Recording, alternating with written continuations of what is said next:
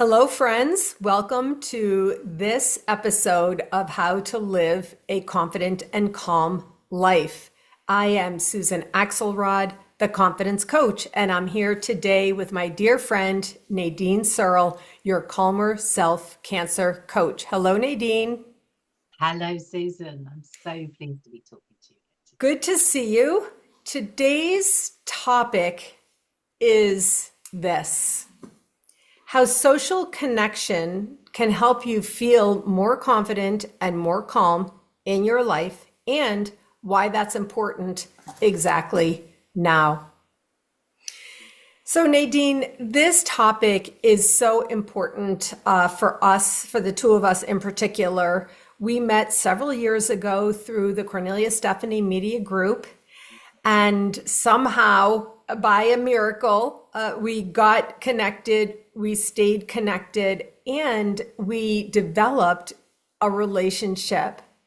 You and I have never met in person, but as we have shared in other podcast conversations, somehow, for some reason, we speak in a deep, real, committed, intentional, emotional way to each other, knowing that the other person provides a safe and sacred space for us. As coaches, sometimes you have to, like coaches or leaders, you think, oh, I have to be a certain way. I have to appear a certain way. I have to, look a certain way. Not that you or I really aspire to that type of consciousness, but even still, we need to do our work. We're called on to do our work. And it is nice and helpful to have a safe and sacred space where we can share our emotional truths from the depth of our souls. And I have experienced this with you. I want to thank you for it. And this is really part of what's underlying the topic today about how social connection can make you feel even more confident and even more calm. So let's talk about social connection now, Nadine. again. What does social connection mean to you? Let's open this up a little bit. It's interesting that you say that you're asking that direct question, because to me it means, this, like you just said, this connection that we have that we can't necessarily explain. We don't even need to explain, but this feeling that we have, and that we reach out to each other and we share very deep things. Like you say, we've never met, but we have this connection. So whatever you want to call it, social connection, soul connection, maybe, I don't know, human connection, whatever we want to call it, is a connection. And that is what I think is so valuable. And that's what I am always, I would say, searching for, I don't know, always maybe getting, because I feel very blessed. Like you say, we've come into each other's lives. I'm so grateful, so appreciative of the fact that we have each other in this, what some people would find quite a strange way. We box each other mostly, don't we? And we share Yes. the deepest things, and we get so much from our interaction in that, what to me is an almost kind of alien way, isn't it? We do it on Voxer, but we get so much. We cry to each other on Voxer, we moan to each other on Voxer, we get solutions, we support each other through this like distant medium. So people might say that's not a connection, but to me it is. It's a deep connection that we have. So yes, there's real life, and straight away I think about social. I think about people in a room together, hugging, that kind of thing.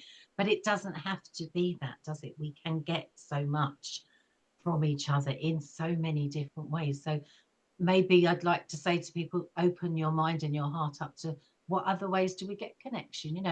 I get a lot of comfort from talking to people on the telephone, just having a conversation. I don't need to see them. I don't need, that voice, that talking. And for me, and what you give me, and I'm blessed in my life to have other people that give it to me as well, is I feel heard. Mm. That to me is so valuable. And I know you do this with your clients as well, Susan, but for me, it's the first thing I do with my clients is I listen to them. And I have people say, you hear me, you get me. And I know you do this. You do it with me, you give that to me, which, as I say, is so precious and valuable. So to be able to share, but to know that you are heard, held, and understood. That's connection. That is connection. And when I feel that connection with someone, and as I say, so grateful that I have it with you, that's precious. That's so precious. And it's a human need. It's a basic need, isn't it? It is an absolute basic Mm, need. So I mm, wanted to just stop by for a second at one of the first things you said, which is it's an alien way that we are being, that you and I are connected. So mm. first of all, we met online in Yes, Cornelia's group. She brought a group of people together and sort of facilitated and, managed and supported our emotional connection inside her yes, group. And then you and I forged our own connection. And as you said, we do it mostly through Voxer. But that's Voxer with a V. Voxer is a voice texting app. yes, And you said that you feel heard, held, and understood. And as soon as you said Voxer, I wrote down a note.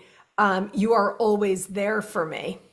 yes, You are always there for me. So even though this is a formerly alien modality or yes, method of communication, I'm wondering between WhatsApp or Voxer, if it's the more common method of communication today. So yes, the idea you said, I feel heard, mm, and that someone is listening to me. So today we're talking about connection, connectedness, a basic human need, what we need. We know there's research studies on babies who did not have bonding with mothers and so on. A very, very basic human need today. When there's a dysfunction in the world and deficits in the world and depression in the world, all the more it is the reason that we are coming here today talking about social connection. When we were in our green room before we came on, you said, use the term human connection.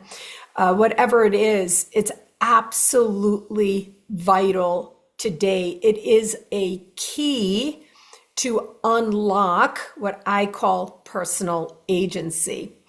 So I wanted to just address this, the method that we connect, and just speak to the fact that others can also connect in this yes, way. yes, Now, we have this concept today that we must address, which is what I call IRL, in real life, yes, versus virtual. So you and I and many others we know, I know you have virtual relationships, deep relationships with other people you've never met in person. I also do. We have forged this modality. I was online long before COVID. I've been online for almost a decade, since about 2014, 2015. And so I'm comfortable and confident in this method, but not everybody is. There's many people still today who say it has to be in real life. So let's talk about this for a second. You even said that the social, you picture a bunch of people in a room together and that kind of thing. But I want to tell you, Nadine, I'm feeling more and more, should I say, more and more uncomfortable, or maybe less on the scale, like less comfortable. I'm feeling like I don't want to be in crowds, not because of COVID, nothing like that, but just I feel like I want small, intimate settings now, not large, loud parties now. yeah, yeah. I hear you. I'm with you on that one. And I think for me, I don't know if it's an age thing. I'm not sure. As I get older, I used to be crowds I loved and that kind of thing, that buzz. I've slowed down. I've calmed down. Life has done what it's done to me, changed me. So yes, I agree with you on that one. And I find actually that group no Zoom calls and things like that, again, you can be, and we're sitting here now, you're looking at my home, I'm looking at your home, I'm seeing you in a very intimate personal space. And True. I quite like that. I'm seeing you just see my dog jump down, that kind of thing. We feel, we've got that connection again, using that word again. So it's very special, different than meeting people out where you don't get that intimacy. So there is something in that, isn't there? But I do feel that yes, there is, people aren't, well, in my world anyway, in my social circle, if you like, we aren't craving the going out and meeting in busy places like we used to, for so many reasons. So I totally agree with you on that one. But to say that you can get, you can get this connection, we have it, just the two of us here, we are talking to other people, however many people are connected just by listening to this conversation is already. Yes. But if we were to do, like, say, for instance, a workshop or something online, which happens, we do it all the time, don't we? We can get that connection too, where it might be 6 people, it might be 12 people, it might be 200, And I do, as you know, part of my work is meditation and guiding people in that way. And I quite often start sessions like that, connecting the whole group. Just take a few moments, breathe, feel each other's presence, do a little bit of guiding through that connection. And people say they feel really connected to the people, and I'm going to say in the virtual room, so Yeah. we can get it that way, can't we? And I love the beauty of that we can have that too. And it can feel more connected, can't it? So, just this very day, um, one of the things I was thinking when you were talking was I love going from virtual to personal. So Mm, Cornelia, Stephanie, and I were introduced by a third party at Transformation Talk Radio, and we worked together on a summit and got to know each other very well, very deeply, and became friends. Really, more than friendly, we became friends. And then she came to Arizona and we said we have to see each other. And then we met personally in real life, even though, and we were already friends by then. So I have many people I have met online who have, whom I have then met in real life. My sister lives in Maine. I connected with my college alumni group in Maine. I saw them virtually in an online group. I saw who was posting what, who was talking about what. And eventually I said, hey, friends, I'm coming to Maine to visit my sister. Does anybody want to get together? mm, And 4 people said yes for dinner at a restaurant, and 2 people ended up showing up. So 3 of us who had connected online ended up having dinner at a lovely place in person. I would never in my life have met these. They happened to be women. yeah. And it was fun. And then I saw one of them post something this week about personal difficulty. And I said, hey, I'm offering a workshop today that will support you. Are you interested? And she said, hi, Susan. Like, as in now she knows me. Yeah. Yes, thank you. I'm going to be there. Yeah. So I talked all that through in these multiple different ways, you and I, and my friend Cornelia, and these other ways, because I believe while the new world order may seem scary to some and may be scary for many, we can be in charge of creating the social connection, or as you say, the human connection Mm. in the way that we want, right? I think that's the thing, to actually know that we still have a choice. We can still do things.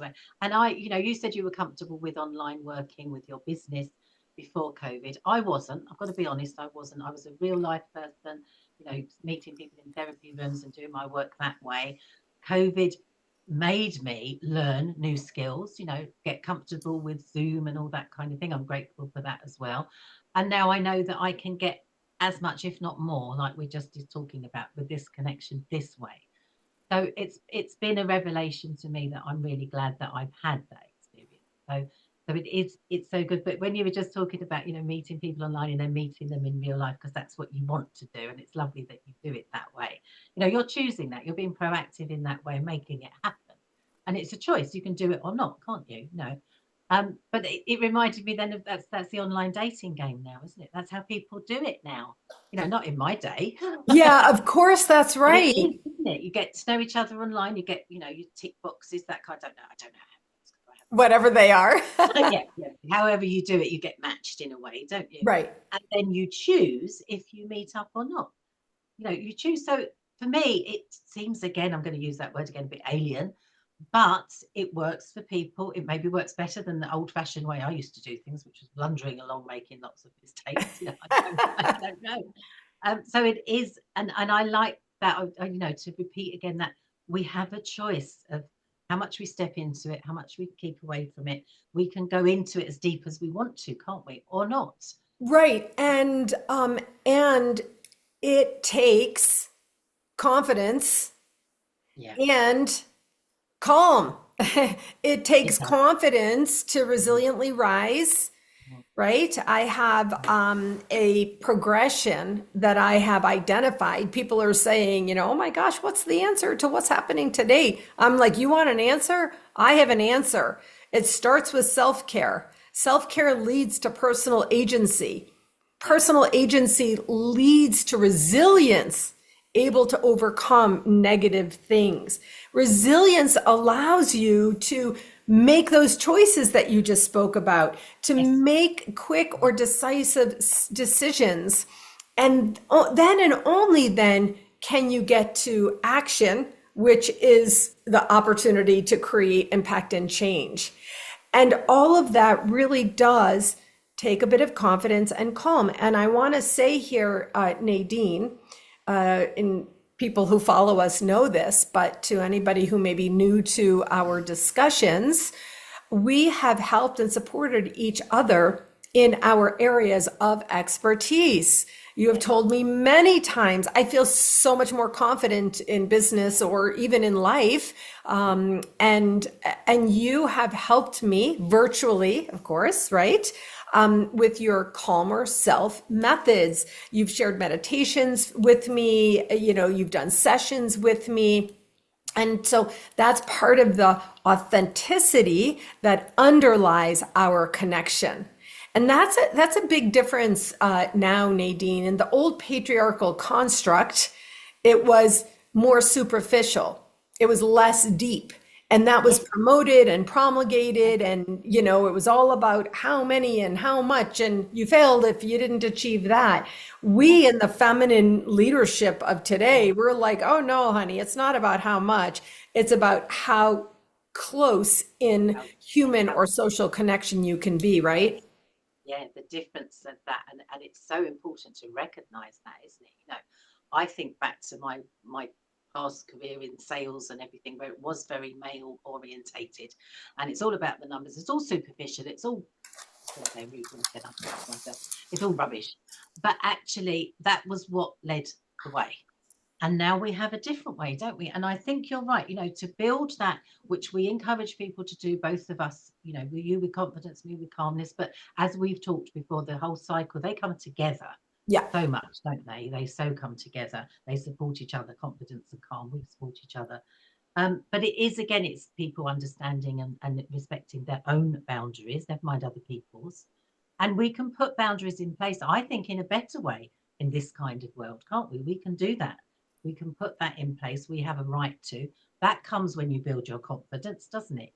To be able to say no to something. And Oh, definitely. Yeah, that's really good. And the way that, you talked about this confidence and calm, it's so important, isn't it, to make that a priority? Because people say, you must get it all the time, Susan. Oh, how do you be so confident? You just said your beautiful way of connecting online, then suggesting we meet up. And people probably listening to that went, oh, I'm not confident enough to do that. But you can be. Right. You can do it. But you can still have your boundaries in place. You can still be respectful of other people's, but you can have that confidence just to put it out there, suggest it. It didn't matter to you that not everybody turned up. It wasn't personal. It was just one of those things. You got the confidence to roll with that. Yeah. Not the calmness to just accept it and go with what's right. They go together so beautifully, don't they? So it's wonderful to think that we can, do it in our own way. And it's a little bit different maybe, but we can do that. And it's just recognizing, and like you say, it starts with self-care. It starts with looking after number one. And as you've mentioned, we're in a crazy world at the moment. There's a lot of uncertainty, there's a lot of fear, anxiety, and worry.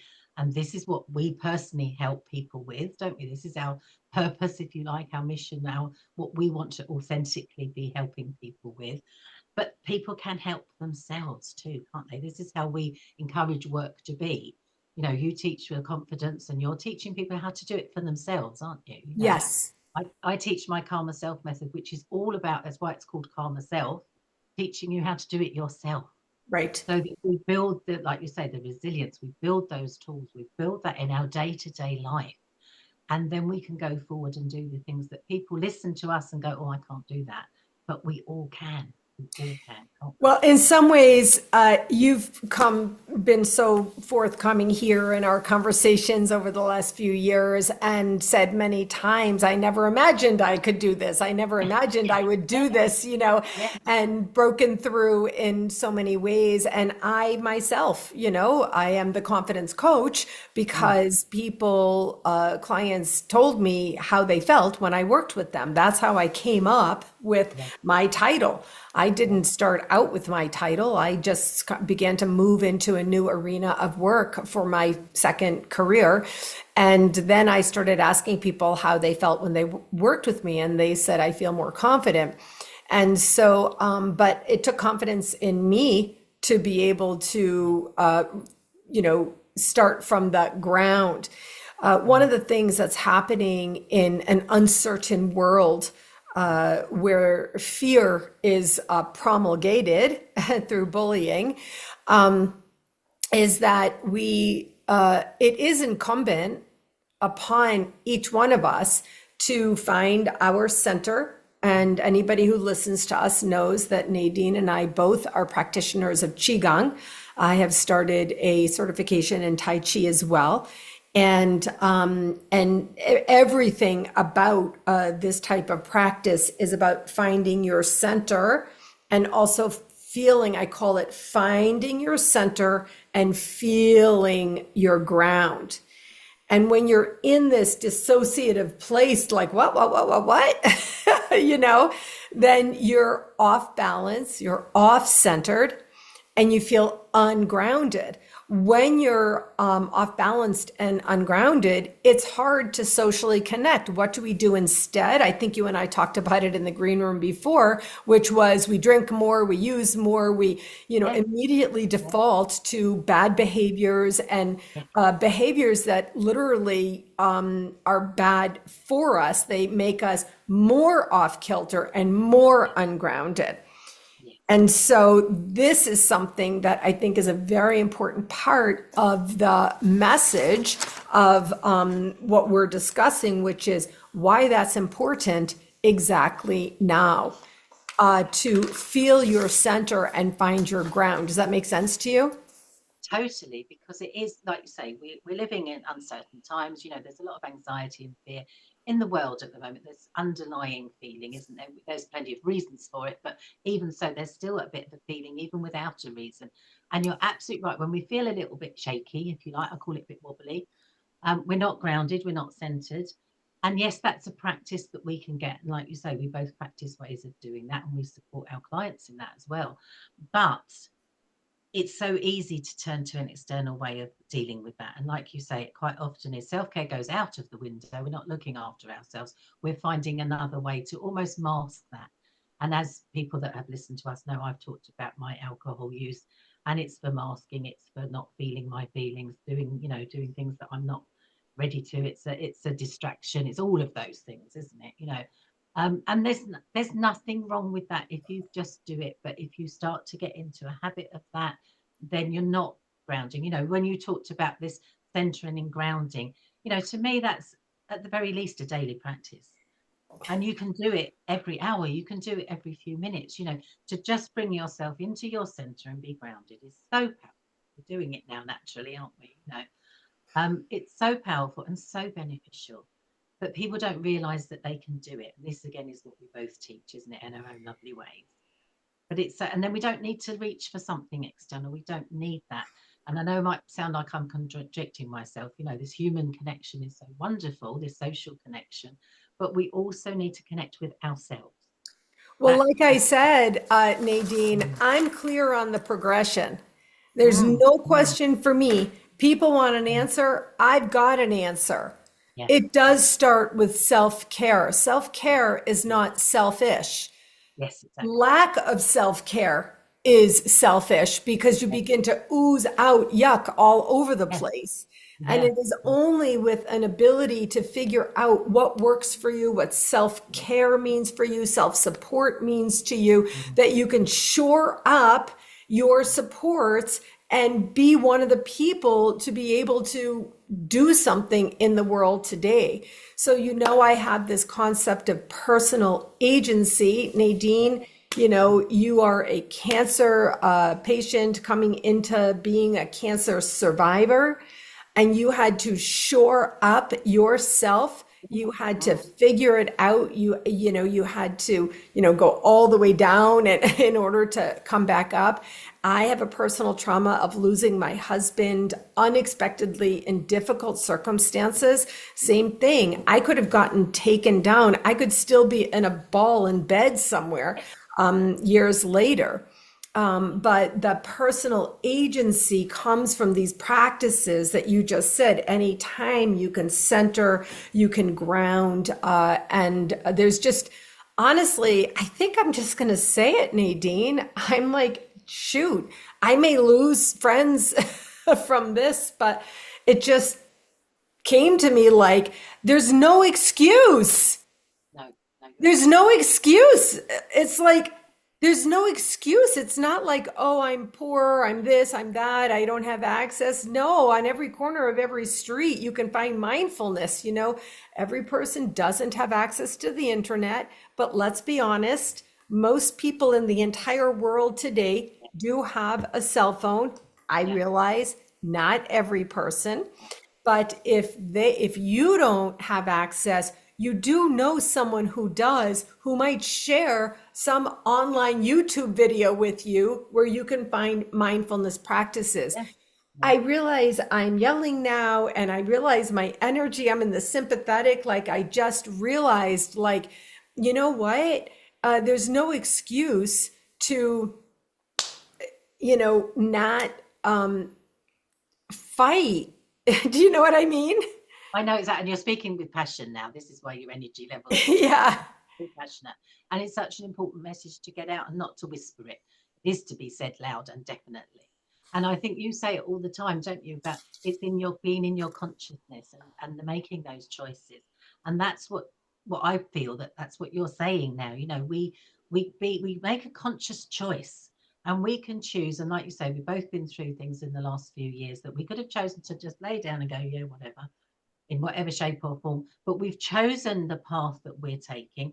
People have commented with both of us, aren't we? How strong, how resilient we are, how confident, how calm we are. Thank you very much for those lovely words. But we're doing what we're doing because that's what we believe in. This is how you cope with what life throws at you. And it happens, unfortunately, something happens to everybody, and it's how you react to it, how you choose your consciousness, how you behave around that makes all the difference. And you're absolutely right, there's no excuses. Look after number one first, be self-aware, self-care, massively important. And sometimes, for me, I've been honest about it. My cancer diagnosis gave me a kick up the butt that I needed to up my self-care. I'd let it lapse a little bit, no excuses, no, I'm not saying that, but it gave me a reminder. I went, okay, step that up a little bit. And I'm glad that that happens because I needed that reminder, if you like. Mm. And it's done me in such a strange way. It's done me the world of good. You know that. You've seen that change.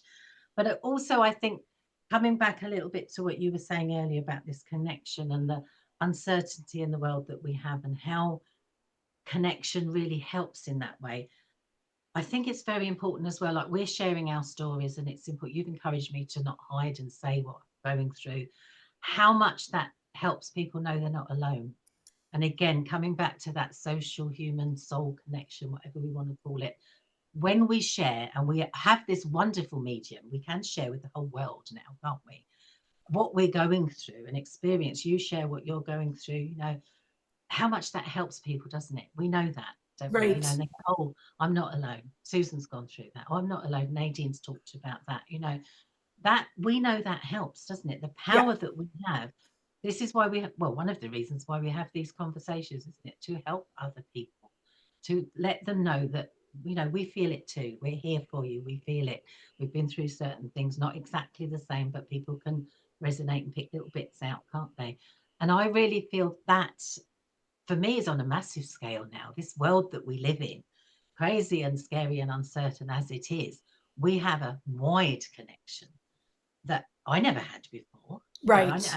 and again, you know, we've talked about our connection, you know, across the miles, time difference, all kinds of things, you know, but we have it.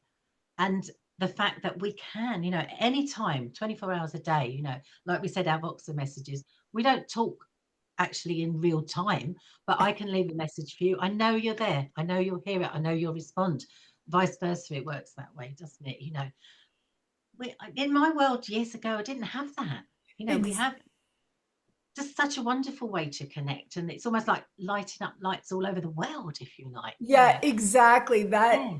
that is so good. You know, my world of work is changing a little bit. I'm going to be working with fewer people. I'm going Mm, to be working with executive leaders, and I'm going to be mm, available to them basically in mm. an unlimited way for Yeah, what yeah, they need because we need leaders to lead.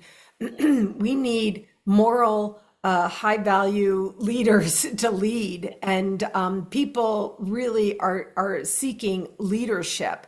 And so I'm stepping out in leadership in my way, and I'm going to be working with a fewer number of people, but using these tools that we're talking about, I'll be available. And yeah, that is something that is so important. You know, as you were talking, I realized that I want to invite people to please listen to this entire conversation again.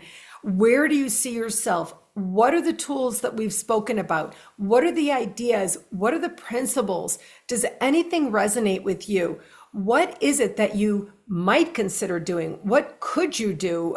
Take a pen and pad and, you know, listen again and listen to what's being said here because um, you know, the what can I do?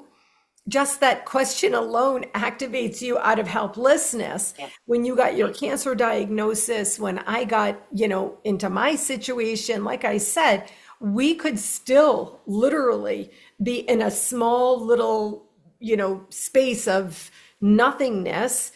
Instead, we have risen in impact and, you know, outcomes and, you know, supporting other people by our being willing to speak deeply and authentically. And so I guess for me, and I want to ask you the same question, if there was one thing I might invite people to do as a result of our conversation today, I would like to invite them to just make what I call a three PAP. It's a 3-point action plan for yourself. mm, Just 3 steps. This is a tool I've been using for myself for so many years, I don't even know. Just 3 small steps. And as you've heard from us today, we invite you to consider what self-care means to you and how it could look for you, even if you have 3 children or 4 children and 2 working people in your, you know, family, and you have a lot of challenges. You're taking care of somebody elderly. What does it mean to you? We're not telling you what it looks like. We're not yeah, telling you how yeah, it has to be, but mm, we're telling you that it will support you. So for me, it's the 3-point action plan. Three mm, simple steps that you can take now to support yourself on the way to the next self and the next self, which, as you know, Nadine, I call dear future self. So, yeah. Nadine, what would you say would be one thing people can do as a I, result of this I, conversation today? I love this idea because it can be as simple, Connie, as one thing. You don't have to do a lot, and that's overwhelming sometimes for people to think, I've got to do so much. We don't have to. We can just do one thing. And what I would say, and it's one of my steps of my Calmer Self method actually, is I call it gentle questioning, but just question. Now, you just said perfectly, it's a perfect question. What can I do? And it could be like, I'm just going to have a cup of tea today. I'm going to take 5 minutes and have a cup of tea for me. It can be really simple. But some people, and I know when I say to people, what would you do if you could do anything you wanted? They can't answer. So again, I'm talking a lot, but I am keeping it simple. It is one thing. What can I do for me? But notice if there's resistance, because straight away people go, I can't do that because of this. You just said parents to look after children, to look after, job to do, all kinds of things. Notice, and again, it's another part of my calmer self method. Notice the resistance that comes up and then question that. So it's one question, but I'm adding a little add on there. Question what, because there will be, I'm do it myself. I go, oh, but, and then I go, hang on a minute.